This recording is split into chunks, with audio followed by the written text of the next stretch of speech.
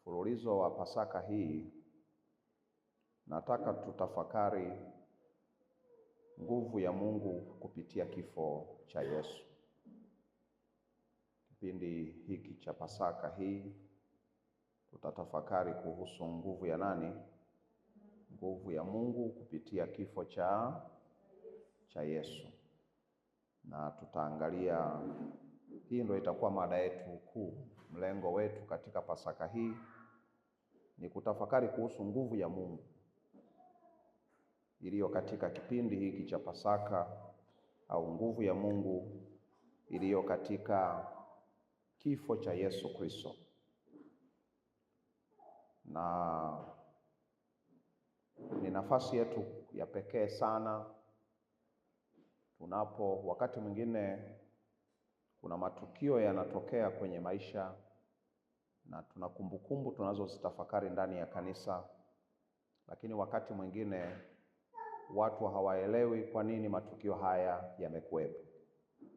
Na watu wengi kipindi cha Pasaka wamekiona ni kama kipindi cha familia kukusanyika, wengine wameona ni fursa ya mapumziko, wengine wameona ni wakati wa sherehe ya kula, kuvaa. Lakini Pasaka inabeba mambo mengi sana katika kusudi la Mungu. Na moja ya jambo kubwa sana linalobebwa kipindi cha Pasaka ni ile nguvu inayotokana na kipindi cha Pasaka. Mnafahamu maandiko yanasema kwa kupigwa kwake sisi tumefanyaje? Tumepona. Kwa kufufuka kwake sisi tumefufuka pamoja naye. Na tunaona iko mamlaka ya pekee sana, iko nguvu ya pekee sana tunapotafakari Pasaka. Kwa hiyo mada yetu kuu katika kipindi hiki cha Pasaka ni kutafakari kuhusu nguvu ya Mungu kupitia kifo cha nani? Cha Yesu. Na andiko letu linalobeba mada yetu ni ile Wakorintho wa kwanza sura ile ya kwanza mstari ule wa 18. Biblia inasema, kwa sababu neno la msalaba kwao wanaopotea ni upuuzi, bali kwetu sisi tunaookolewa ni nguvu ya Mungu. Narudia tena andiko hili. Kwa sababu neno la msalaba kwao wanaopotea ni upuuzi, bali kwetu sisi tunaookolewa ni nguvu ya nani? Nguvu ya Mungu. Baba yetu, katika jina la mwanao Yesu Kristo, yabariki maneno yako Baba, ukaseme nasi jioni hii ya leo. Pasaka hii ukawe ni wakati wa kutafakari uweza wako, ukawe ni wakati wa kutafakari nguvu yako, ukawe ni wakati wa kuhuishwa na wewe na kuwezeshwa na wewe, na neema yako toshelevu na nguvu na mamlaka yako Bwana vikitenda kazi pamoja nasi. Kwa mpendwa mwanao Yesu Kristo Mwokozi wetu tunaomba haya na kuamini, amen. Wote tunakubaliana kwamba msalaba ni kiini cha imani yetu sisi kama Wakristo. Na watu wa dunia katika tafsiri zao wanaweza wakauona msalaba kama udhaifu. Wengine wanaona kama upuuzi kwa sababu ni kitu kinyonge. Wengine wanafikiri Mungu hawezi kutumia namna dhaifu ya kibinadamu kuweza kufanya na kukamilisha mpango wake mkuu. Wengine wanaona ni kama vile ni kitu ambacho hakina sifa ya kukamilisha kusudi la Mungu katika maisha ya watu. Lakini andiko tulilolisoma, ukiacha hao ambao wana mtazamo wa dunia, wasioamini, wakiwa wanaona kama ni tukio la udhaifu, wakiwa wanaona ni kama tukio la upuuzi, kama tukio la ujinga, lakini kwetu sisi tuaminio ni udhihirisho mkuu wa nguvu ya Mungu kwenye maisha yetu. Jina la Bwana libarikiwe. Kwa sababu ndani ya kifo cha Yesu tunaipata siri ya wokovu, tunapata siri ya ushindi, na tunapata pia maisha mapya katika yale wanayoyaona kuwa ni manyonge, katika yale wanayoona kwamba ni namna ya upuuzi. Lakini sisi tunaoamini, sisi ambao tumepata neema ya kufahamu nguvu ya Mungu kupitia kifo cha Yesu Kristo, tunaona ni udhihirisho mkubwa sana ambao Mungu ameuleta kupitia kifo cha mwanaye mpendwa, Bwana wetu Yesu Kristo. Jina la Bwana lipewe sifa. Sasa tutafakari kidogo maana ya msalaba au kifo hiki cha Yesu Kristo. Natamani tuziangalie kweli kadhaa, tuangalie mambo kadhaa yanayotupa maana ya msalaba, kwa sababu maana ya msalaba haitokani na umbo la msalaba, lakini maana ya msalaba inapatikana kwa kazi iliyofanywa na msalaba. Na ndio maana hata kuna watu wanavaa misalaba kwenye mikufu yao, na hata wengine wameweka misalaba nyumbani mwao na maeneo mengine. Lakini tunapozungumza maana ya msalaba, hatuzungumzi umbo la msalaba, hatuzungumzi ule mti ambao unaonekana kwamba Yesu alitundikwa mahali pale. Lakini tunapozungumza maana ya msalaba, tunaitafuta maana, kwa nini Yesu alipanda pale msalabani. Kile kilikuwa ni kifaa. Unajua, unapotafakari hivi, ukiwa unatafakari mtori, tunafahamu mtori ulio kwenye bakuli, hivi hisia zako zinaenda kwenye bakuli au kwenye mtori? Maana mtori hauwezi kukaa bila kubebwa kwenye chombo. Lakini uzuri wa kitu kile ambacho unakitumia, kama ingekuwa ni chai au ingekuwa chakula, hatuangalii chombo, maana na msingi haui kwenye chombo kilichobebea chakula. Maana na uzuri na virutubisho vya kile chakula ni chakula chenyewe, wala sio chombo. Kwa hiyo kuna watu wameutukuza msalaba kuliko kazi ya msalaba. Sijui kama ninaeleweka. Kwa sisi tunapoitafakari maana ya msalaba, tunapotafakari kazi ya msalaba, tunayaangalia yale makusudi ya msalaba kutumika, ile kazi iliyofanywa na msalaba. Na hapo ndipo tunaliangalia jambo la kwanza. Tunapozungumza msalaba, maana yake ni sadaka ya upatanisho. Tunaiona sadaka ya nini? Ya upatanisho. Kwa sababu Yesu alikufa kama sadaka kwa ajili ya dhambi za wanadamu. Ukisoma Isaya 53 mstari wa 5, tunaambiwa alijeruhiwa kwa ajili ya makosa yetu, aliadhibiwa kwenye nafasi ambayo tulipaswa tuadhibiwe sisi.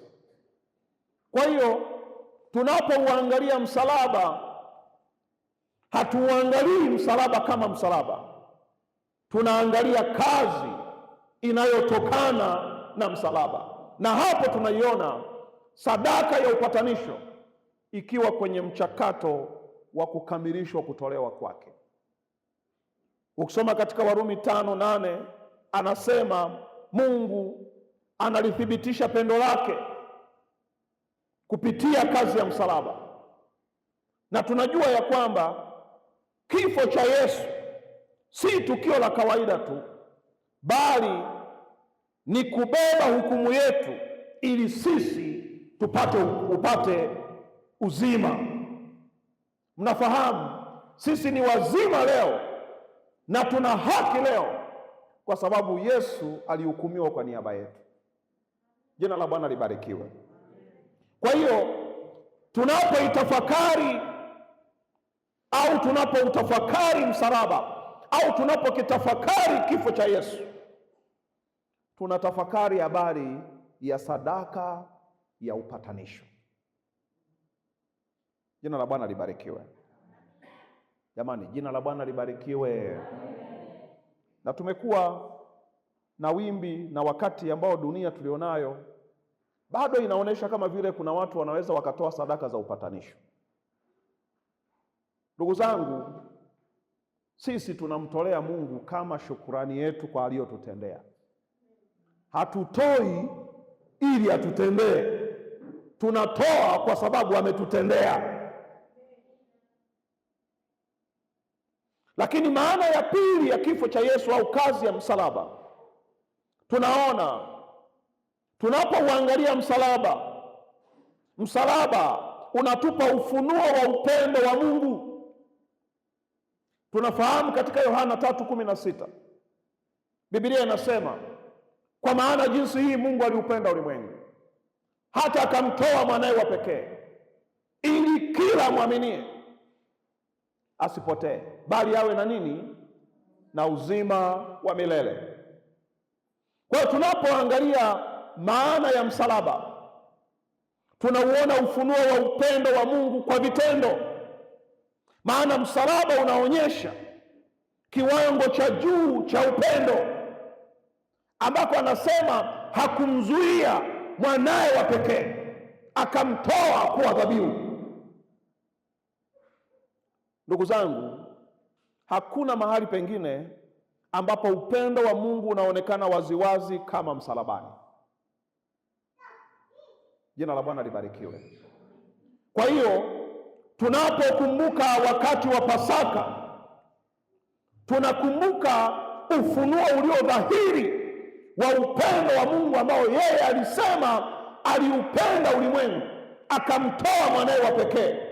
Kipindi cha Pasaka ni kipindi cha kufahamu ya kwamba Bwana alitufunulia pendo lake kwa vitendo, na kwa pendo hilo sisi tu wazima, sisi tuko huru, sisi tunaliona kusudi la Bwana katika maisha yetu.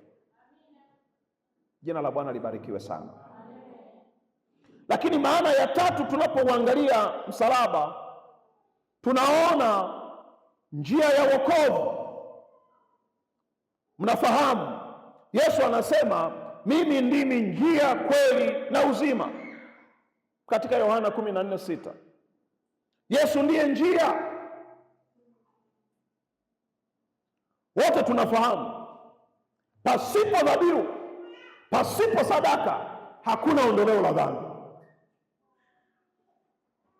Na sisi tumeokolewa, tumefunguliwa, tumeponywa na tunafurahia wokovu. Lakini tunaufurahia wokovu kwa sababu tukirudi kutazama msalaba, tunaiona njia ya kupata wokovu. Jina la Bwana libarikiwe. Jina la Bwana libarikiwe. Na tunaona hakuna wokovu nje ya msalaba, na msalaba ni daraja linalotuunganisha sisi na Mungu. Maana Yesu alikuja kuupatanisha ulimwengu na Mungu, alikaa katikati. Na tunafahamu upatanisho huwa unafanywa, anakuwepo mtu ambaye anapatana na kuelewana na kuchukua nafasi ya pande zote ili kutimiza masharti ya kusuluhisha jambo lile, ili mwingine amwachilie mwenzake na kumpokea. Na Yesu kama Mungu, kama mwana wa Mungu, alikuwa na sifa ya kuwa upatanisho. Kwa tunapoutafakari msalaba, tunaiona njia ya wokovu. Jina la Bwana libarikiwe. Jina la Bwana libarikiwe, watu wa Bwana. Kwa hiyo tunapozungumza habari ya kifo cha Yesu, na tukiwa katika mada kuu tunayoitafakari kuhusiana na nguvu ya Mungu kupitia kifo cha Yesu, tunaona kuna sadaka ya upatanisho. Hatuna sababu ya kuogopa, kwa sababu Sadaka imetolewa na ipo kwa ajili yetu sisi sote, hata wale ambao bado hawajampokea Kristo. Popote walipo, kipindi hiki cha Pasaka na watazamisha na kuwakumbusha ya kwamba hiki ni kipindi cha kujua ya kwamba kuna sadaka ya upatanisho ilitolewa, lakini ni kipindi cha kufahamu ya kwamba tunapoutazama msalaba tunauona ufunuo wa upendo wa Mungu, jinsi alivyojifunua kutupenda tukiwa hatufai. Jina la Bwana libarikiwe. Lakini kutokea msalabani tunaona njia ya kupata wokovu, tunaona njia ya kurudi kwa Mungu, tunaiona nuru ya kulipata tumaini jipya katika maisha yetu. Jina la Bwana libarikiwe. Mahali hapo tulikuwa tunaangalia maana ya msalaba au maana ya kifo cha Yesu. Jina la Bwana libarikiwe. Sasa jambo la pili, tuangalie umuhimu wa msalaba. Tumeiona maana yake kwamba tunaona sadaka ya upatanisho, tunaona ufunuo wa upendo wa Mungu, tunaona njia ya wokovu. Lakini umuhimu wa msalaba ni nini? Kwa nini msalaba ni muhimu? Kwa sababu kila kitu kina umuhimu wake.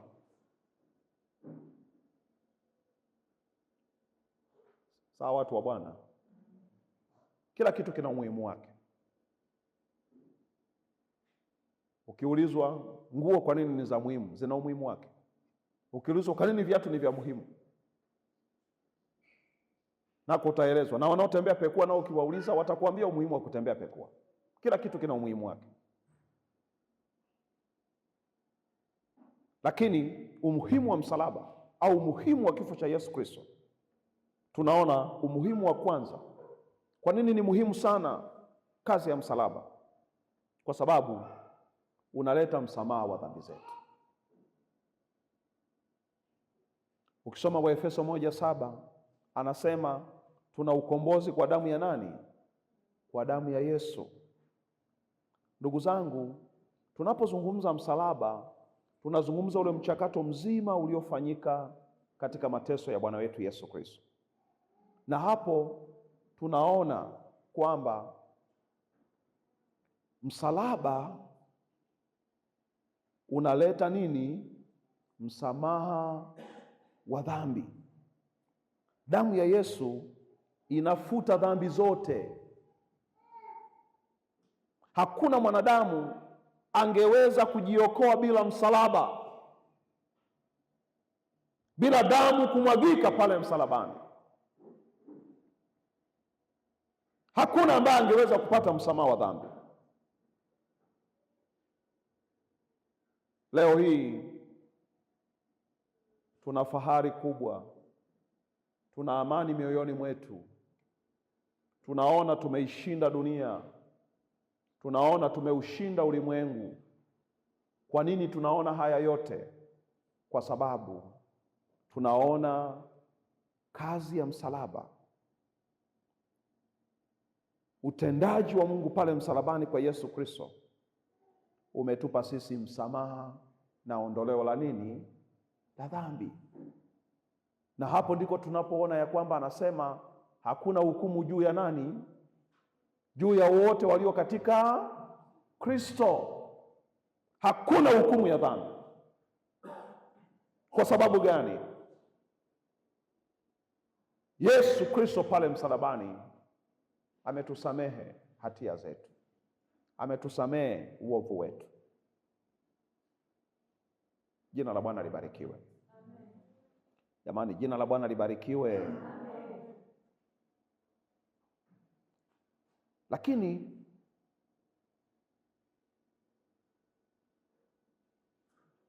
umuhimu wa pili tunauona kuhusiana na kazi ya msalaba, tunaona umuhimu ni kwamba kupitia kazi ya msalaba tumekuwa na ushindi dhidi ya nguvu za giza. Moja, tusomee Wakolosai 2:14 mpaka 15. Wakolosai 2:14 mpaka 15. Aliyepata asome.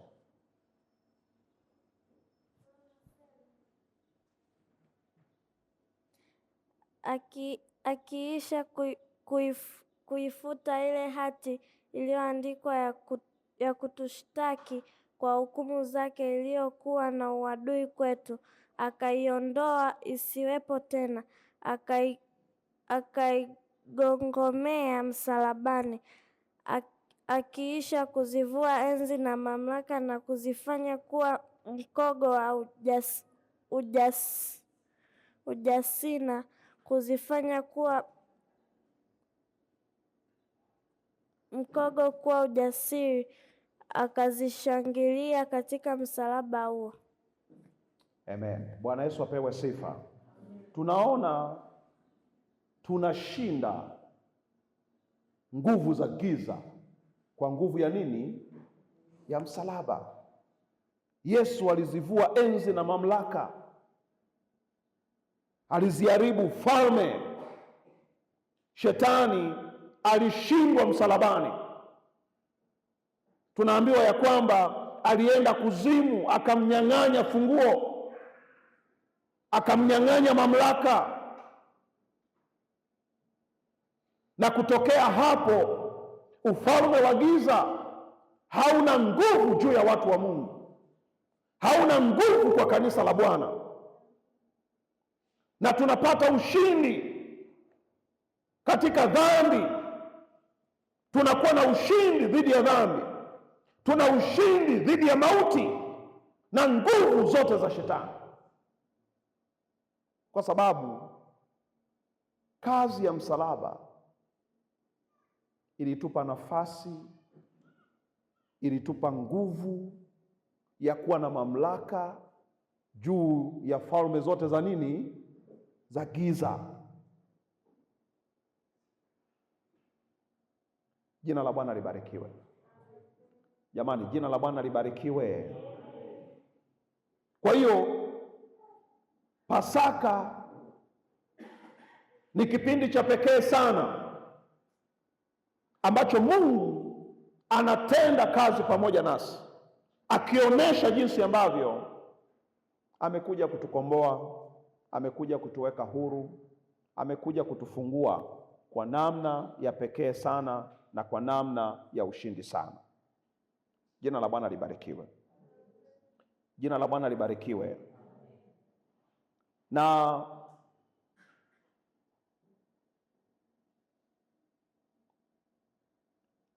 tunapo tafakari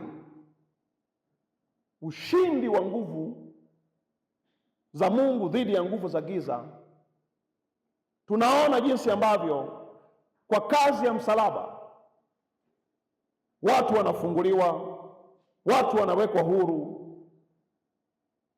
Mateso ya adui yanawaachia watu wa Mungu kwa sababu ya ile neema na ushindi tunaopata kupitia msalaba au kupitia kazi kubwa ya Kristo maishani mwetu. Jamani, jina la Bwana libarikiwe. Lakini jambo la tatu, tunapozungumza umuhimu wa msalaba, jambo la tatu tunaona msalaba unaleta upatanisho na Mungu. Unaleta nini? Upatanisho na Mungu. Tunapoangalia katika Warumi sura ya 5 mstari ule wa kwanza, tunaona kwa njia ya msalaba, kama kuna aliyefika hapo anaweza akasoma Warumi 5:1.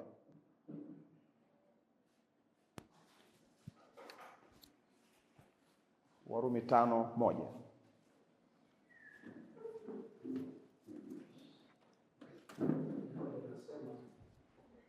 Basi tukiisha kuhesabiwa haki itokayo katika imani, na muwe na amani kwa Mungu kwa njia ya Bwana wetu Yesu Kristo. Amen. Tunapata amani na Mungu wetu kwa njia ya nani? Ya Yesu Kristo. Kwa tunapozungumza kazi ya msalaba kwamba inaleta upatanisho na Mungu, hakuna mwanadamu anayeweza kuwa na amani ya kweli kama hajapatanishwa na Mungu kwa njia ya nani? Ya Kristo, kwa njia ya Yesu Kristo. Na ndio maana Biblia inasema wana amani tele waipendao sheria ya nani? Ya Mungu, ya Bwana, wala hawana la kuwakwaza. Iko neema ya pekee, iko nguvu ya pekee, uko uweza wa pekee, iko mamlaka ya pekee katika kazi ya msalaba ambayo Bwana wetu Yesu Kristo aliifanya. Jina la Bwana libarikiwe. Lakini jambo la 4, tunaona umuhimu wa msalaba, tunaiona, na ndio sasa kiini cha somo letu na mada yetu katika wiki hii. Tunaona ni nguvu ya Mungu kwa waaminio, ni nguvu ya Mungu kwa waaminio, kama tulivyosoma katika Wakorintho wa kwanza sura ya kwanza mstari wa 18 kwamba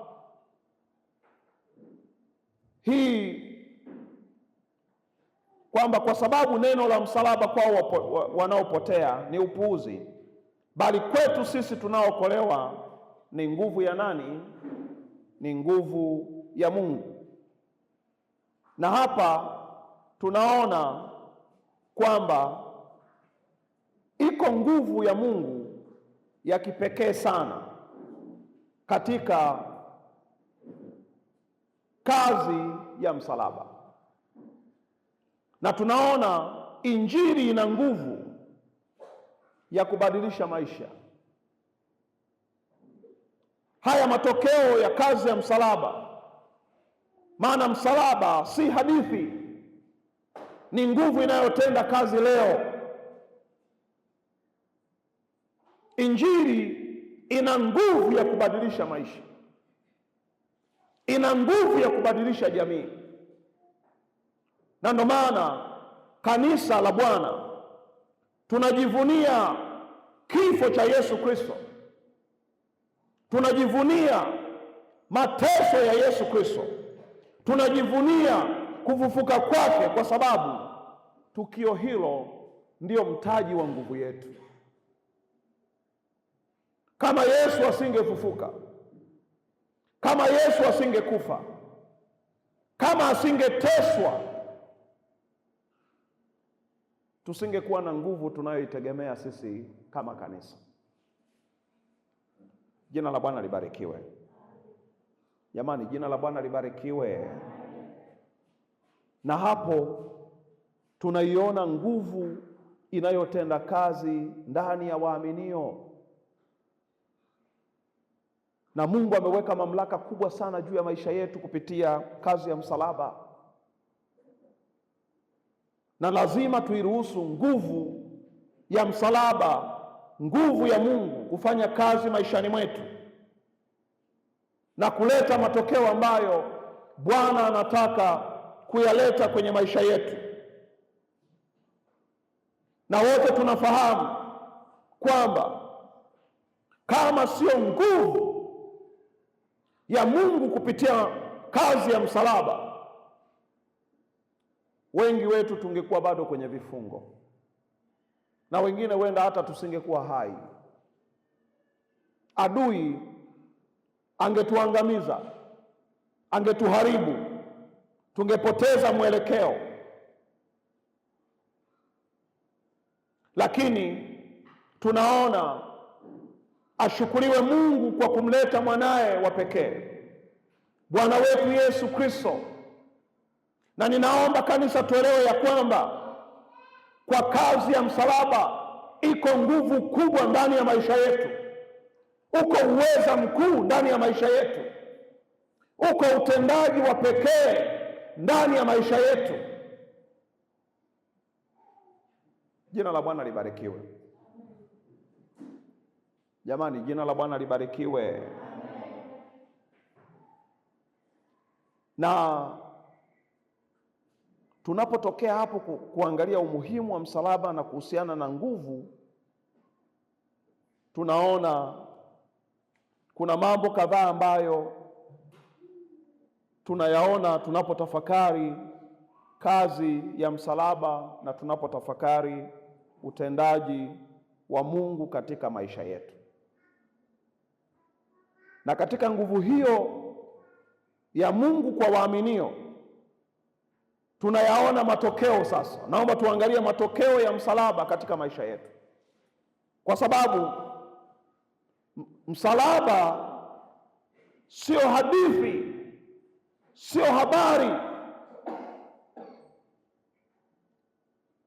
ya kufikirika.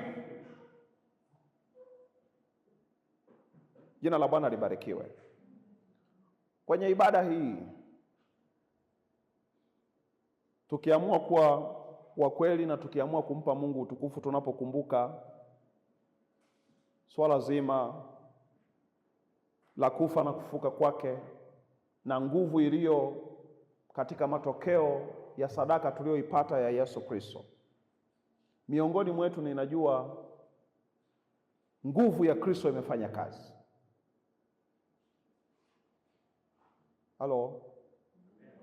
Wangapi waliokutana na Yesu walioponywa magonjwa? Kuna mtu aliyeponywa magonjwa alipokutana na Yesu au kufunguliwa kutoka kwenye vifungo?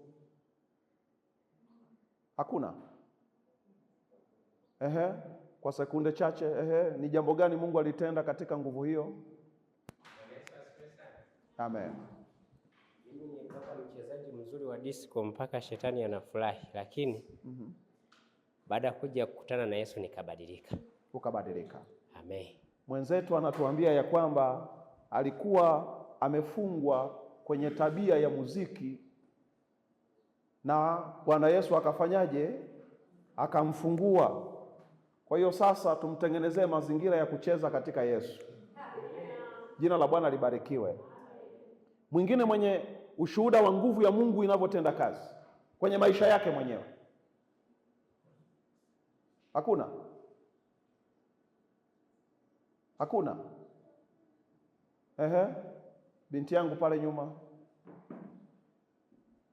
simama tu ongea hapo.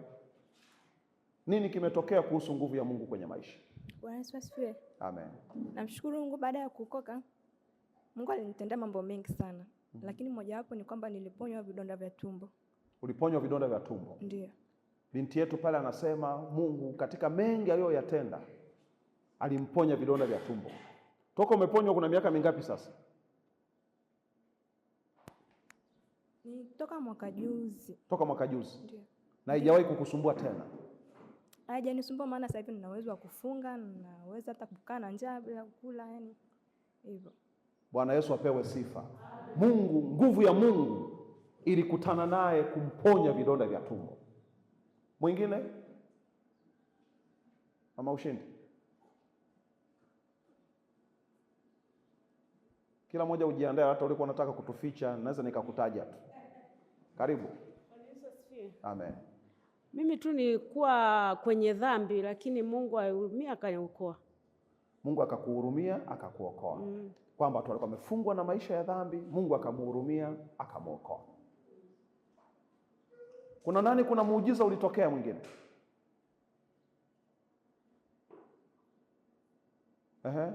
Peter. Bwana asifiwe. Amen. Kwa kweli mimi namshangaa sana Mungu huyo. Niliokoka. Wakati nimeokoka niliwahi kupita kwenye changamoto moja ngumu sana, lakini Mungu alinitetea. Changamoto yenyewe ilikuwa mimi kwenda jela. Lakini Mungu aliingilia kati Sikwenda jela, mpaka leo nipo. Amen. Mwenzetu Bwana alimuokoa na kifungo cha halisi kabisa cha jela. Nguvu ya Mungu inayotokana na kazi ya msalaba, na nguvu hii iko ndani ya waamini. Jina la Bwana libarikiwe. Naona Juliana anataka kunani kutoa ushuhuda mpe kule shio.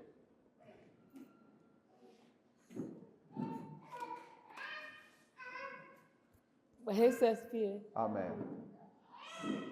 Mimi nimeokolewa kutoka kwenye ulevi. Kwenye ulevi? Haya. Mwenzetu Bwana amemfungua kutoka kwenye nini? Kwenye ulevi. Bwana ameiondoa kiu hiyo. Bwana ameondoa uharibifu huo, kwa sababu iko nguvu inayotenda kazi. Mchungaji Henry alikuwa ameinua mkono. Asante. Bwana asifiwe. Amen. Mimi nataka nishuhudie kilichotokea juzi. Na ni mwendelezo wa nguvu ya Mungu kwenye huduma. Tulikuwa tu nyumbani hapo, tukapigiwa hodi na majirani wa mtaa huu, sio washirika hapa. Kuna binti amepagawa pepo, amewashinda zaidi ya watu 6. Na wanaume wakiwemo, tena watu wazima wenye nguvu. Yaani wanapambana naye wamlete kanisani, imeshindikana.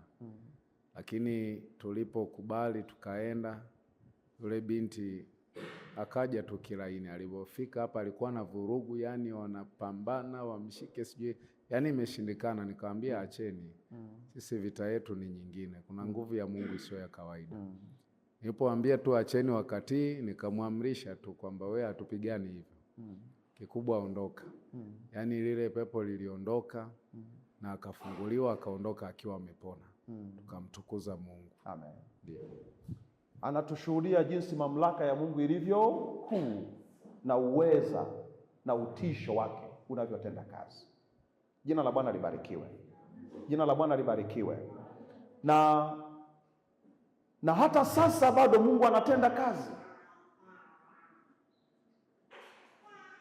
Hata sasa bado Mungu anatenda kazi. Mungu anafungua. Mungu anaponya. Maana kazi ya msalaba ni nguvu ya Mungu kwa waaminio. Jina la Bwana libarikiwe. Sasa matokeo ya msalaba katika maisha yetu, kwanza tunapoutazama msalaba na kifo cha Yesu, kifo cha Yesu, jambo la kwanza ambalo ni matokeo muhimu sana ni maisha mapya kwa waamini. Ni maisha mapya. Jina la Bwana libarikiwe. Ndugu zangu, kwa kifo cha Kristo, kazi iliyofanyika msalabani imetufanya sisi kuwa na maisha mapya. Na maisha mapya, ukisoma katika Wakorintho wa pili sura ile ya 5 mstari wa 17 anasema, hata imekuwa mtu akiwa ndani ya Kristo amekuwa nini? Kiumbe kipya. Kila mmoja wetu kuna dhambi iliyokuwa inamtesa, kuna uovu uliokuwa unatesa maisha yake, lakini kwa kazi ya msalaba maisha mapya yamezaliwa ndani yetu. Jina la Bwana libarikiwe. Amen. Ndugu zangu, tunaona kwa kazi ya msalaba tabia hubadilika. Jina la Bwana libarikiwe. Amen. Jina la Bwana libarikiwe. Amen. Tabia ufanyaje? Hubadilika. Hivi ni Stefano ndiye alitushuhudia au ni mwingine? Stefano ni wewe? Hebu tuambie Mungu alibadilisha nini kwenye maisha mapya? Mimi kwanza kabla sijaokoka. Simama tu uongee kwa sauti vizuri wala usiwe na wasiwasi. Sema mimi kabla sijaokoka kwaga na tabia mbaya ikiwemo wizi na tabia nyinginezo. Lakini Mungu baada ya kuniokoa zote zikaisha. Anatuambia alikuwa ni mwizi sugu. Yaani alikuwa kitu akikatizi mbele yake akashindwa kukipigia mahesabu. Lakini nguvu ya msalaba imeleta maisha mapya ndani yake. Kwa hiyo mabadiliko ya tabia, watu katika ulimwengu tulionao wanaoteswa na tabia zisizofaa, wanaoteswa na dhambi, tunaposherehekea kazi ya msalaba, tunapotazama habari ya kufufuka kwa Yesu Kristo, tunapotazama kifo cha Bwana wetu Yesu Kristo, tuna nguvu ya kuutangazia ulimwengu ya kwamba maisha mapya yanawezekana. Jina la Bwana libarikiwe. Lakini katika maisha haya mapya pia mwelekeo wa maisha pia unabadilika. Kazi ya msalaba inabadilisha mwelekeo, inabadilisha kusudi la moyo, na wote tunaona Bwana akiwa anatenda jambo jipya katika maisha yetu. Kwa hiyo tunaposherehekea kipindi hiki cha Pasaka, tunapotafakari kipindi hiki cha kifo cha Kristo, fahamu ya kwamba kazi kubwa iliyotokana na Pasaka ni kusababisha maisha mapya, na kuheshimu tukio hili ni kuendelea kuishi maisha mapya. Jina la Bwana libarikiwe. Jina la Bwana libarikiwe. Lakini sio maisha mapya tu. Matokeo ya pili tunayoyapata ni uhuru kutoka dhambini. Ukisoma Warumi 6 mstari wa 6 mpaka wa 7, naomba mtu atusomee hapo kwa haraka na kwa sauti inayosikika. Warumi 6 mstari wa 6 na wa 7. Ya kuwa utu wetu wa kale ulisulubishwa pamoja naye, ili mwili wa dhambi ubadilike, tusitumikie dhambi tena. Kwa kuwa yeye aliyekufa amehesabiwa haki mbali na dhambi. Bwana Yesu apewe sifa. Tunaona kama ambavyo tumesoma katika Warumi 6:7 kwamba utu wetu wa kale umesulubiwa pamoja na nani? Na Kristo. Uovu umesulubiwa pamoja na nani? Na Kristo. Na kila anayempokea Kristo haunganiki na dhambi tena. Tuko huru kutoka wapi? Dhambini. Jina la Bwana libarikiwe. Hivyo hatutawaliwi tena na dhambi. Watu walioipokea kazi ya msalaba, watu wanaosherehekea kifo na kufufuka kwa Kristo, ni watu wanaotarajiwa kuwa huru kutoka dhambini.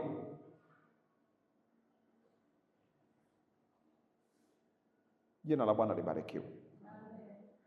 Na kwa maana hiyo tuna uwezo wa kuishi maisha matakatifu. Kazi ya msalaba inatuwezesha kuishi maisha matakatifu, maisha yaliyo mbali na uovu, maisha yaliyo mbali na dhambi, maisha yaliyo mbali na kila aina ya machukizo. Ukiona bado hauko huru kutoka kwenye dhambi, bado hujairuhusu kazi ya msalaba kukamilika ndani yako, kama hauyaoni maisha mapya ndani yako, kuna jambo. Maana kazi ya msalaba haijabakiza jambo, haijabakiza jambo. Jina la Bwana libarikiwe. Jamani, jina la Bwana libarikiwe. Wengine wanaambiwa watapishwe laana, wengine wanaambiwa wafanye vitu kadhaa ndipo uhuru wao ukamilike, lakini kazi ya msalaba haikubakisha jambo. Unanisikia watu wa Mungu? Kazi ya msalaba haikubakiza jambo. Tunaona ushindi mkubwa, tunaona upenyo mkubwa, na tunaiona baraka ya Mungu ya kipekee sana.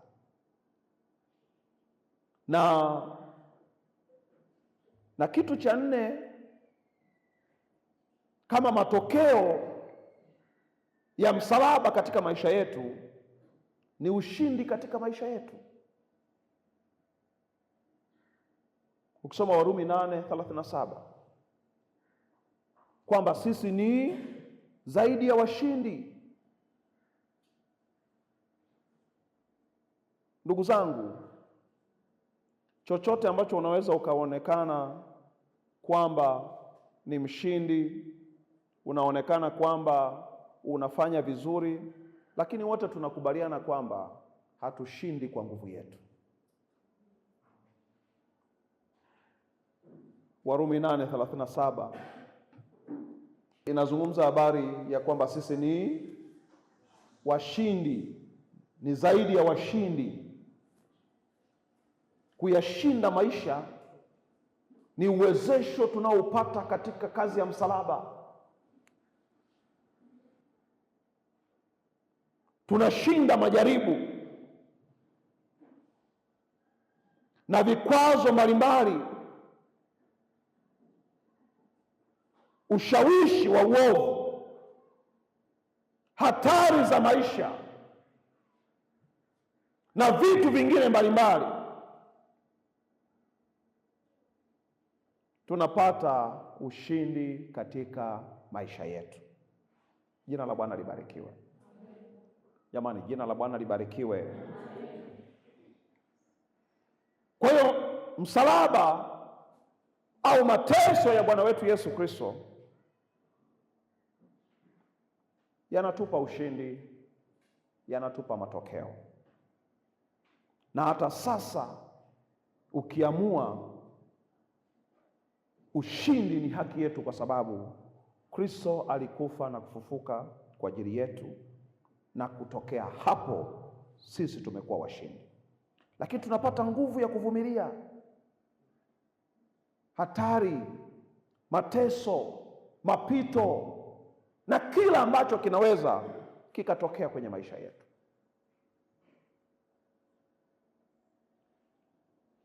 Jina la Bwana libarikiwe. Jina la Bwana libarikiwe. Kwa tunaiona nguvu ya Mungu ya kutupa ushindi kwenye maisha, tunaipata kwa kazi ya msalaba. Kifo cha Yesu Kristo kimetupa sisi nguvu ya kuishi katika maisha haya, ya kushinda na kufanikiwa katika kila eneo la maisha yetu. Jina la Bwana libarikiwe. Lakini jambo la tano, kama matokeo ya kifo cha Yesu, tunapata ujasiri na tumaini. Tuna ujasiri na nini? Na tumaini. Watu wote ambao wanaamini katika kazi ya Kristo pale msalabani wana ujasiri na wanatumaini. Jina la Bwana libarikiwe. Kwa nini una ujasiri unasema umeokoka? Kwa sababu Kristo, kazi aliyoifanya msalabani inakupa ujasiri, inakupa tumaini. Na ndio maana katika Waebrania 4:16, moja tusome hapo, Waebrania 4:16.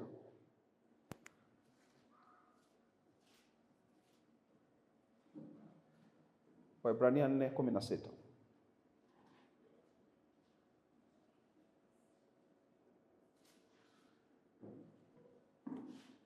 Nitasoma.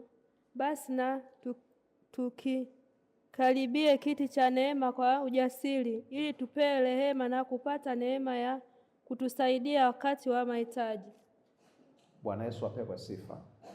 Andiko hili linatoa wito tukikaribie kiti cha neema. Kwa nini? Kwa ujasiri. Tunaupata wapi ujasiri wa kukikaribia kiti cha rehema au kiti cha neema? Tunapata ujasiri kupitia nani? Yesu Kristo. Jina la Bwana libarikiwe. Ukipoteza mahusiano na Kristo, unapoteza ujasiri. Sisi hatuishi kwa hofu tena, kwa sababu hofu yetu imechukuliwa na yeye. Mashaka yetu yamechukuliwa na yeye, na tunalo tumaini hata katikati ya shida na mateso. Tunalo tumaini, yupo kutubeba, yupo kutusaidia. Watakatifu wa Bwana, kipindi hiki cha Pasaka tunapotafakari nguvu ya Mungu iliyo katika kifo cha Yesu, tuelewe ya kwamba sisi sio wanyonge, sisi sio watu duni. Kuna mamlaka kubwa sana ya kimungu iliyowekwa ndani yetu. Tuwe wajasiri, tuwe hodari, tuwe na tumaini, kwa sababu tunaye aliye upande wetu, aliyeshinda kifo na mauti, na kwake tunapata uzima, kwake tunapata matumaini, kwake tunapata mwelekeo. Jina la Bwana libarikiwe. Jamani, jina la Bwana libarikiwe. Na katika matokeo haya, tunapozungumza kuhusu ujasiri, tunazungumza ujasiri wa kukabili hatari mbalimbali zilizo mbele ya maisha yetu. Tunazungumza ujasiri wa kukabili na kupita katika magumu tukiwa na tumaini ya kwamba yeye yuko upande wetu. Tuna ujasiri wa uponyaji kwa sababu yeye ni baba yetu, alitufia, na kwa kupigwa kwake sisi tumepona. Tunalo tumaini katika yeye, tunao uzima katika yeye.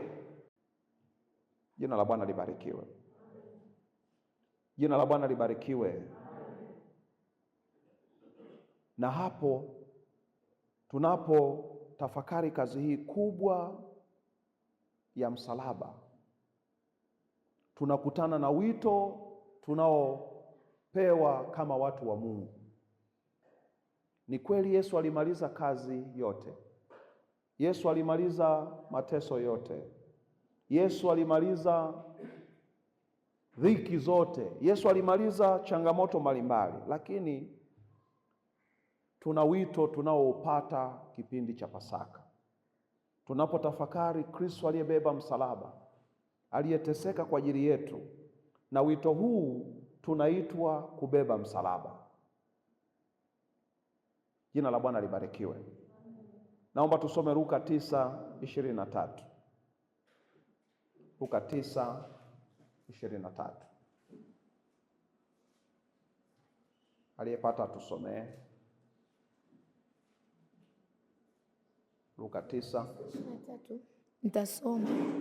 Akawaambia wote, mtu yoyote akitaka kunifuata na ajikane mwenyewe, ajitwike msalaba wake kila siku anifuate. Bwana Yesu apewe sifa. Jamani, Bwana Yesu apewe sifa. Mahali hapa sasa tunamuona yule ambaye ametukomboa, tunamuona yule ambaye ametuokoa, tunamuona yule ambaye ametuita kwenye ufalme wake, tunamuona yule ambaye ametufungua kutoka kwenye kila kifungo. Anatoa wito kwetu, anasema yeyote anayetaka kunifuata na ajikane, achukue nini? Abebe msalaba wake na anifuate. Watakatifu wa Bwana, ni kweli kwa kupigwa kwake sisi tumepona, Ni kweli kwa kazi yake ya msalaba sisi tumeokolewa, tumepata ujasiri, tumepata tumaini. Lakini Pasaka inatuambia nini? Kipindi hiki tunapotafakari kuhusiana na mateso ya Bwana wetu Yesu Kristo, inatuambia nini? Tunaitwa kubeba msalaba, tunaitwa kustahimili, tunaitwa kutembea katika neema mpya. Jina la Bwana libarikiwe. Jamani, jina la Bwana libarikiwe. Ndugu zangu, ni kweli tuna ushindi katika maisha, tuna uhuru kutoka dhambini, tuna maisha mapya katika Bwana, lakini lazima tujiulize, je, kuingia katika wokovu, kumtumikia Bwana tunayemtumikia, je, tunazungumza habari ya safari nyepesi? Wangapi mmeshamaliza majaribu yote na Bwana Yesu ameshayachukua? Halo jamani, wangapi hakuna majaribu tena? Bado kuna majaribu? Bado kuna mapito? Sasa kipindi cha Pasaka ni kipindi kinachotufundisha katika safari ya mahusiano yetu na Mungu kuwa tayari kubeba msalaba. Na hapa lazima tujue ya kwamba anaposema ajikane, achukue msalaba wake, lazima tufahamu ya kwamba tunaambiwa ya kwamba tunaishi maisha ya kujitoa. Pasaka inatuita tunapotafakari kazi kubwa ya msalaba, tunatafakari maisha ya kujitoa. Kipindi hiki lazima tutafakari namna ya kujitoa kwetu kwa ajili ya kazi ya Mungu, kwa ajili ya kusudi la Bwana. Tunafahamu, tunaambiwa ya kwamba pamoja na kwamba Yesu alikuwa mwana wa Mungu, lakini hakushikamana na kule kuwa mwana wa Mungu. Aliacha enzi, mamlaka na ukuu wote, akajishusha mpaka kuwa mtii wa mauti ya msalaba. Ni kiwango kikubwa sana cha kujitoa, ni kiwango kikubwa sana cha kujihatarisha.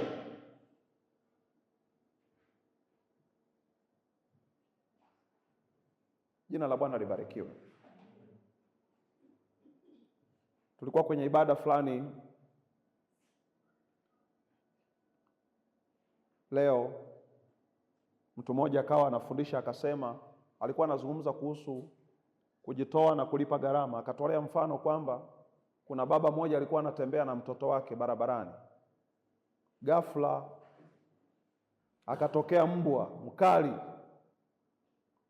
Yule baba akasahau hata kama ana mtoto, kwa hiyo mtoto akatawanyikia upande wake, baba naye akatawanyikia upande wake. Baada ya mbwa kuwa amesha haonekani, sasa ndo anashtuka kwamba nilikuwa na mtoto na ajui mtoto yuko wapi. Hao ni wanadamu ambao hatari zinapotukuta tunajikuta tuko peke yetu. Lakini anapozungumza habari ya kubeba msalaba, anazungumza habari ya kujitoa. Watu wa Bwana, tuige mfano wa Kristo wa kujitoa. Tunamfuata Kristo kwa uaminifu. Yanaweza yakawepo magonjwa, zinaweza zikawepo dhiki, yanaweza yakawepo mateso mbalimbali, zinaweza zikawepo changamoto za afya, zinaweza zikawepo changamoto za kifamilia, za kikazi, za kiuchumi, lakini hayo hayatufanyi tuchoke katika safari hii. Jina la Bwana libarikiwe. Jamani, jina la Bwana libarikiwe. Kipindi cha Pasaka ni kipindi cha kutafakari kwamba pamoja na kwamba kazi kubwa Kristo aliifanya, lakini bado kuna sehemu ya kazi tunaifanya kwa niaba yake. Jina la Bwana libarikiwe. Jina la Bwana libarikiwe. Anatuambia ninawatuma kama kondoo katikati ya nini? Ya mbwa mwitu. Kwa hiyo kuna hatari, kuna vitisho, kuna adha, kuna fedheha, lakini Pasaka inatufikirisha kwamba watu wa Mungu hawapaswi kuogopa mateso. Jina la Bwana libarikiwe. Watu wa Mungu hawapaswi kuogopa adha, kuogopa masumbufu mbalimbali, lakini kila mmoja ajikane, achukue msalaba wake. Usivunjike moyo, usikate tamaa, usiogope, maana Bwana anatuwazia yaliyo mema. Bwana ana kusudi jema na maisha yetu. Jina la Bwana libarikiwe. Jina la Bwana libarikiwe. Ninapomalizia somo langu ili tupate dakika za kumwomba Mungu, tunapotafakari habari ya msalaba, tunaiona sadaka ya wokovu. Ndugu zangu, hiki ni kipindi cha shukrani kubwa sana mbele za Mungu, kwamba Bwana ulitoa sadaka ambayo imenitosha na mimi. Hebu fikiria kama Mungu angekuwa ametoa sadaka kiasi toka dunia imeanza, wenda ingekuwa imeisha gawio, usingefikiwa wewe. Lakini Mungu ametoa sadaka kupitia mwanawe Yesu Kristo, sadaka ambayo haichuji miaka na miaka, sadaka ambayo haiishi. Tumeokolewa sisi, lakini bado sadaka hii inaweza kuokoa na wengine. Tuna wajibu, kama tulivyoipokea sadaka hii, haipaswi kuishia kwetu. Lazima sadaka hii tuifikishe na kwa wengine. Jina la Bwana libarikiwe. Beba jukumu la kumtangaza Yesu. Beba jukumu la kuutangaza wokovu mkuu ambao tunaupata. Lakini tumeona katika msalaba, tumeona umuhimu kwamba ni chanzo cha msamaha na ushindi. Tunauona msalaba, tunaiona kazi ambayo Kristo alifanya, na kwenye kazi hiyo tunakiona chanzo cha msamaha na ushindi. Wote hapa tumesamehewa na ni washindi kwa sababu ya kazi ya msalaba. Jina la Bwana libarikiwe. Jamani, jina la Bwana libarikiwe. Tunaona chanzo cha msamaha. Lakini jambo la pekee sana, tunayaona kwa ujumla matokeo, na matokeo tunayoyaona ni maisha mapya na ushindi wa kila siku. Ndugu zangu, tunapokuwa tumeipokea kazi ya msalaba, sisi tuna maisha mapya na kila siku ni washindi. Maana imani zingine zinajikusanya tu labda kwa wiki kadhaa, wengine wanajikusanya kwa miezi kadhaa, ndio wanaona kwamba ni miezi ya kujitunza na kuwa watakatifu na kuonesha kwamba wanamheshimu Mungu. Lakini sisi, kwa kazi iliyofanyika pale msalabani, kwa kifo cha Yesu, tunayaona matokeo makubwa ya maisha mapya, lakini tunauona ushindi kila siku. Wewe sio wa kushindwa. Wewe kuna maisha mapya Bwana ameyaweka ndani yako, na Mungu anakutegemea kila siku uishi maisha ya ushindi. Na kama kumekuwa na hali za kushindwa, hali za kuteteleka, na kukumbusha mtu wa Mungu, watu ambao wameipokea sadaka hii ya kifo cha Yesu Kristo, maisha yao ni mapya na wana ushindi kila siku. Na sio ushindi wa kubahatisha, ni ushindi uliothabiti, ulio kweli. Na ndio maana katika andiko tulilosoma anahitimisha na kusema tu kwamba kwa wale waliopotea, msalaba ni upuuzi, ni kicheko, ni kitu cha kukejeli ni kitu cha kupuuza, na wakati mwingine wanatuona kama ni wajinga, wanatuona kama tumepoteza mwelekeo. Lakini ashukuriwe Mungu, kwao waaminio, kwetu sisi tuaminio, ni nguvu ya Mungu inayobadilisha maisha ya milele. Tunatoka kwenye ukawaida kwenda kwenye viwango vya Mungu. Jina la Bwana libarikiwe.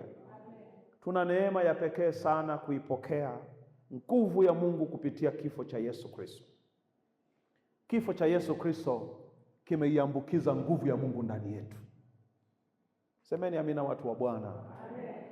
Kupitia kifo cha Kristo, uwepo wa Mungu umehamia kwenye maisha yetu. Kupitia kifo chake tunaona uwezo wa kimungu unatenda kazi ndani ya maisha yetu. Kwa tunapotafakari kipindi cha Pasaka, sisi hatuna maombolezo ya kukumbuka marehemu. Sisi tunakumbuka tukio lililotokea ndani ya siku 3 na akafufuka na yuko hai, hayuko tena kaburini. Jina la Bwana libarikiwe. Unajua, imani zingine watu wasiojua kweli ya Mungu ndio maana wanapata mashaka, inabidi waende na makaburini kuwaomba marehemu, kufanya ibada za matambiko, hawana uhakika, na ndio maana wanapoteza muda mwingi katika vitu ambavyo wanavitaka kuvifanya kuwa mbadala wa Mungu. Lakini ndugu zangu, sisi, iko nguvu ya Mungu katika kifo cha Yesu Kristo. Jina la Bwana libarikiwe. Jina la Bwana libarikiwe. Wito kwa kila mmoja wetu, tunapaswa kuendelea kumwamini Yesu kama Bwana na Mwokozi wetu. Asiwepo wa kumwacha Yesu, asiwepo wa kuishia njiani. Lakini na wengine wote ambao mnaisikia sauti hii, hata wale wa kwenye mitandao ya kijamii, tunaona kipindi cha Pasaka ni kipindi cha wito wa kumwamini Yesu kama Bwana na Mwokozi wa maisha yetu, maana kazi yake msalabani imekamilisha wokovu wetu. Na tunaona wito mwingine kwetu kwa kila moja ni kuikubali kazi ya msalaba maishani mwetu, kwa sababu kazi ya msalaba ni endelevu kila siku. Kila siku kazi ya msalaba ni endelevu, na kazi ya msalaba ikipewa nafasi ni hai. Jina la Bwana libarikiwe. Na nikutie moyo siku ya leo, anza kuishi katika nguvu ya Mungu kila siku. Jina la Bwana libarikiwe. Anza kuishi katika nguvu ya Mungu kila siku. Nilisikia kisa kimoja, mtu mmoja alikuwa ameenda kwa mganga na kutengenezewa ilizi, na akaambiwa ya kwamba tunakupa ilizi hai, ina hema, inapumua. Kwa hiyo akatengenezewa ilizi vizuri, lakini kumbe alikuwa amewekewa mjusi aliye hai. Kwa akaambiwa, unaiona hii ilizi inatembea, iko hai, inapumua. Wakakamilisha malipo na taratibu zote, akamwambia itunze, ikinyamaza tu inakula kwako. Kwa ameenda anaitunza. Sijui labda yule mjusi alikuwa amewekewa viunga kwa muda kwanza, amekaa mle, kila siku akiangalia anaiona bado iko hai. Siku moja akakuta iko kimya. Baada ya muda ikaanza kutoa harufu, kwa sababu watu wengine wote wanachokitumaini hakina uhai. Kuna watu wanajivunia manabii lakini wamekufa. Hakuna anayeweza kumwomba mfu akajibiwa, maana kila aliyekufa kinachomsubiri ni hukumu. Hana kazi tena ya kuwasaidia wengine. Ndio maana hata yule tajiri alipokuwa anamwambia Ibrahimu kwamba naomba umtume Lazaro aende akawaambie, akaambiwa ya kwamba wale, yani tukishakufa hiyo kazi hatufanyi tena. Naomba niwakumbushe watu wa Bwana, niwakumbushe taifa langu la Tanzania, hatuna huduma tunayoweza kupata kwa wafu. Watu waliokufa hawawezi kuyasaidia maisha yetu tena. Mababu zetu hawawezi kusaidia. Ukienda kwa mababu utapata ushirikina, utapata mizimu ya kukutesa. Lakini tuna mmoja tu katika ulimwengu aliyekufa akafufuka, na hiyo kazi ya msalaba ndiyo tunayoiongea hata leo, kwamba kuna nguvu ya Mungu kupitia kifo cha Yesu Kristo. Jina la Bwana libarikiwe. Kwa hiyo wanaohangaika kwenda kwa wafu, wanaofanya ibada za wafu, Ibrahimu alimkatalia yule tajiri, waliokufa hawasumbuliwi tena. Mnanisikia watu wa Bwana? Waliokufa, Mariamu mwenyewe mama yake na Yesu alishakufa, hapaswi kusumbuliwa. Mitume na manabii waliokufa hawapaswi kusumbuliwa, maana waliokufa wamemaliza kazi yao, na ndio maana Mungu alijua Yesu asipofufuka hawezi kutusaidia.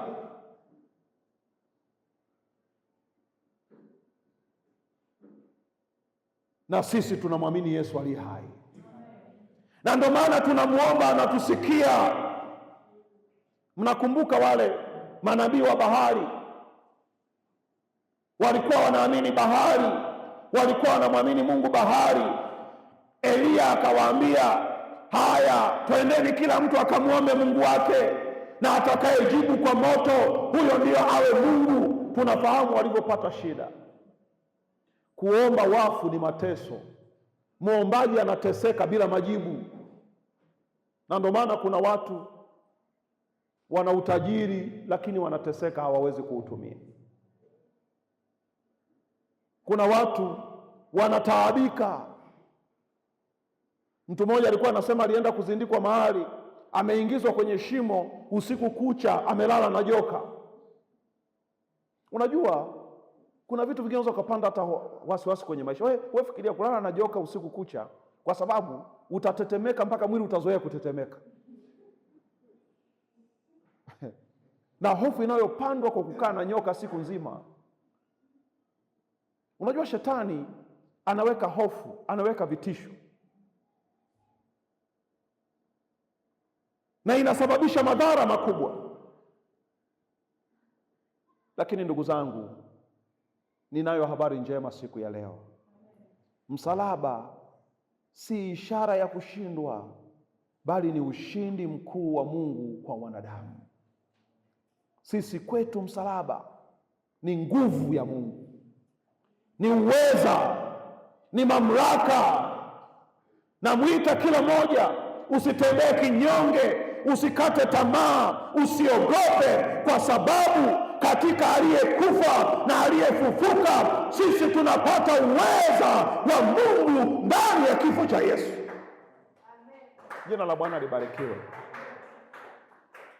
Na nguvu hiyo iaguse maisha yako jioni ya leo. Na nguvu hiyo ina uwezo wa kutufungua. Nguvu hiyo ina uwezo wa kutuweka huru. Jina la Bwana libarikiwe.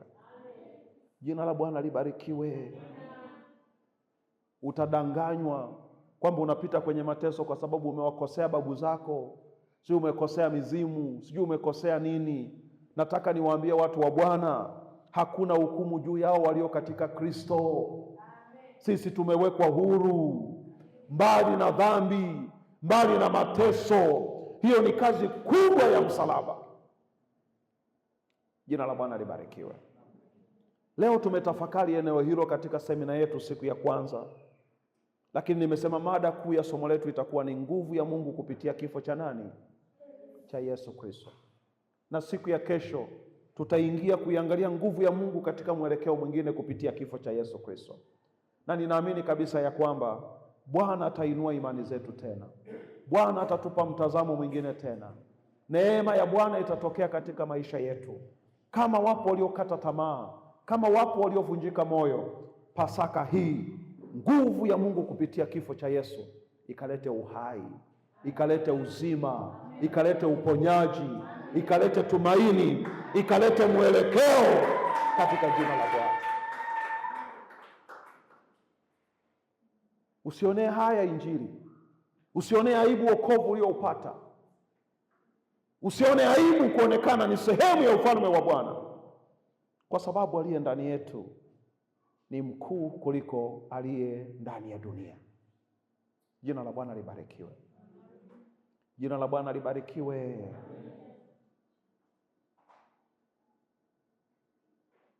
Wakati huu naomba usimame pale ulipo,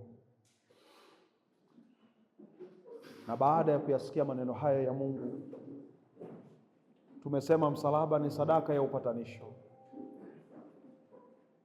Msalaba unafunua upendo wa Mungu kwetu, lakini msalaba ni njia ya wokovu. Na tukaangalia umuhimu wa msalaba, tukasema msalaba unaleta msamaha, msalaba unaleta ushindi dhidi ya nguvu za giza, unaleta upatanisho na Mungu, na tukasema ni nguvu ya Mungu kwa waaminio. Iko nguvu kubwa na ya pekee kupitia kifo cha Yesu, na tumeyaona matokeo kwamba watu wote walioipokea nguvu ya msalaba, matokeo yake ni maisha mapya.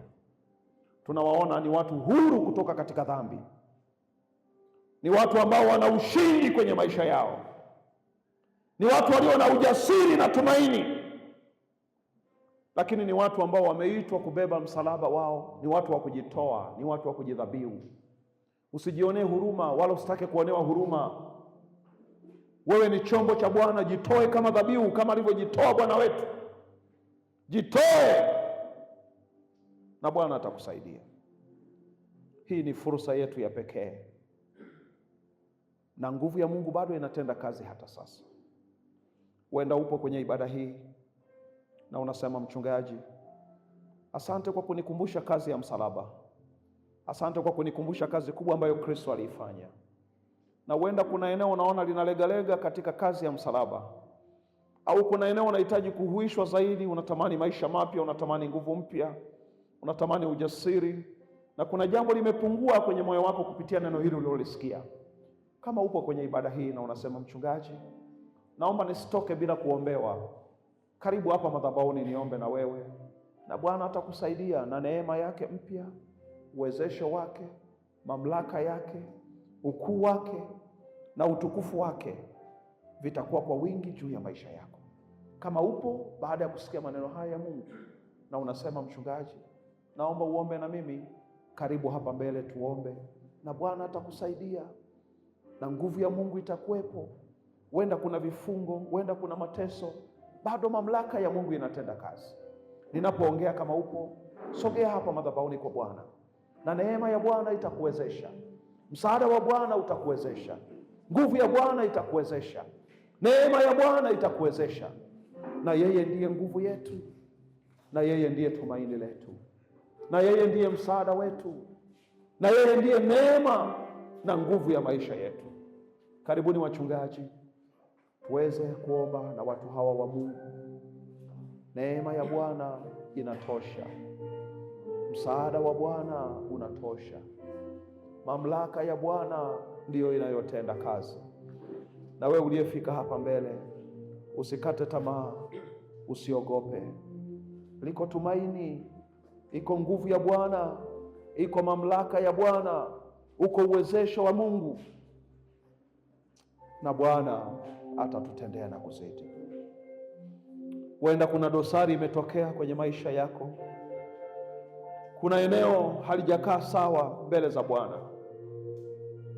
Tunaposogea mbele zake, neema yake inaweza kutuvusha, mamlaka yake inaweza kutuvusha, msaada wake unaweza kutuvusha. Rudisha tumaini lako kwa Kristo tunayemwamini, akusamehe na kukurehemu jioni ya leo, akupe mtazamo sahihi kuhusiana na nguvu na kazi ya msalaba. na Bwana ikamilishe kazi nzuri ya msalaba ndani ya maisha yako. Neema yake isipungue, baraka zake zisipungue, mamlaka yake isipungue, nguvu yake isipungue, maana tunayaweza yote katika yeye atutiaye nguvu. Na kuombea neema jioni ya leo. Naomba kanisa zima, wewe uliyebaki kule pia, jiombee moyo wako, yaombee maisha yako. Namwambie Bwana, kazi yako ya msalaba, ninakushukuru kwa kazi kubwa ya msalaba uliyoifanya. Nipe neema ya kusonga mbele. Nipe neema ya kukupenda wewe na kuiruhusu nguvu yako kutenda kazi kwenye maisha yangu. Na wakati huo pia tukiwa tunawaombea ndugu zetu hapa mbele, watumishi wa Bwana wakiwa wanapita kuweka mikono yao juu yao. Hebu tumwombe Mungu wakati huu. Baba, katika jina la mwanao Yesu Kristo, asante kwa neema yako ya pekee. Asante kwa mamlaka yako ya pekee. Asante kwa nguvu yako. Asante kwa utukufu wako Bwana. Asante kwa mamlaka yako Mfalme. Bwana, ninawasogeza watu wako mbele zako. Wewe ni Mungu unayetupenda. Wewe ni Mungu ambaye ni nguvu yetu. Wewe ni Mungu ambaye ni kimbilio na msaada. Naachilia neema yako Bwana juu ya watumishi wako hawa. Naachilia neema yako Bwana. Naachilia neema yako sawa sawa na makusudi yako. Naachilia neema yako na uwezesho wako. Naachilia neema yako Bwana sawa sawa na mapenzi yako. Naachilia neema yako Bwana, mamlaka na uwezesho wako. Nguvu ya msalaba, nguvu ya msalaba ikatende kazi. Kusudi lako Bwana likavunje viambaza, likavunje utendaji wa adui. Neema yako, mamlaka yako na ukuu wako. Naachilia neema ya msalaba. Naachilia neema yako Bwana. Bwana, katika damu ya Yesu Kristo, uzima wako, uweza wako, mamlaka yako ikajengeke juu ya maisha ya mtumishi wako, sawa sawa na mapenzi yako, sawa sawa na makusudi yako, sawa sawa na neema yako, sawa sawa na uaminifu wako. Kwa damu ya Yesu, kwa damu ya Yesu, pokea neema na uwezesho. Pokea neema na uwezesho sawa sawa na makusudi ya Bwana, sawa sawa na mapenzi yake. Pokea neema ya uwezesho. Pokea neema ya uwezesho. Pokea neema ya uwezesho sawa sawa na makusudi yake, sawa sawa na mapenzi yake, sawa sawa na neema yake. Kwa damu ya Yesu Kristo, pokea neema ya Bwana. Pokea msaada wa Bwana. Pokea neema ya Bwana. Kwa damu ya Yesu Kristo, pokea neema ya Bwana. Pokea neema ya Bwana sawa sawa na makusudi yake, sawa sawa na neema yake. Bwana, ninaliombea kanisa lako na waombea watu wako, uaminifu wako, neema yako, mamlaka yako takatifu. Wewe ni nguvu yetu Bwana. Wewe ni msaada wetu. Tusamehe mahali ambako tumezembea. Tusamehe mahali ambako hatujaitendea haki kazi yako ya msalaba. Ninamwombea kila mmoja anayenisikia na kunitazama. Namwombea neema yako, kazi ya msalaba, nguvu ya Mungu iliyo katika kifo cha Kristo ikamfikie kila mmoja anayesikia sauti hii. Kila mmoja neema yako ikamguse na kumfungua. Na watamkia watu wako baraka na nguvu yako. Msalaba ulionekana kama ni laana, lakini kwetu umekuwa baraka, kwetu umekuwa uzima, kwetu umekuwa ukombozi. Tunapokea maisha mapya katika msalaba. Tunapokea nguvu mpya na ushindi katika msalaba. Na Bwana, tupe neema kama wewe ulivyoshinda, kama wewe ulivyostahimili. Tupe nguvu ya kuvumilia, tupe nguvu ya kustahimili mapito na majaribu, maana wewe uliye ndani yetu ndio uwezesho wa nguvu yetu, ndio uwezesho wa maisha yetu. Na wabariki watu wako na kuacha chini ya neema yako, na waacha chini ya mkono wako wenye nguvu. Bwana, asante kwa upendo na makusudi yako, kwa Yesu Kristo Bwana Mwokozi wetu. Na waombea watu wako Bwana, tunapokwenda kukutolea matoleo yetu. neema yako na baraka zako. Yabariki matoleo ya watu wako. Yabariki Bwana mapato yao, bariki kazi zao. Yabariki maisha yao, ukimtendea mema kila mmoja sawa sawa na mapenzi yako. Ni kwa Yesu Kristo Bwana Mwokozi wetu tunaomba haya na kuamini. Amen. Mungu wa mbinguni atubariki sana. Bwana yabariki maneno yake.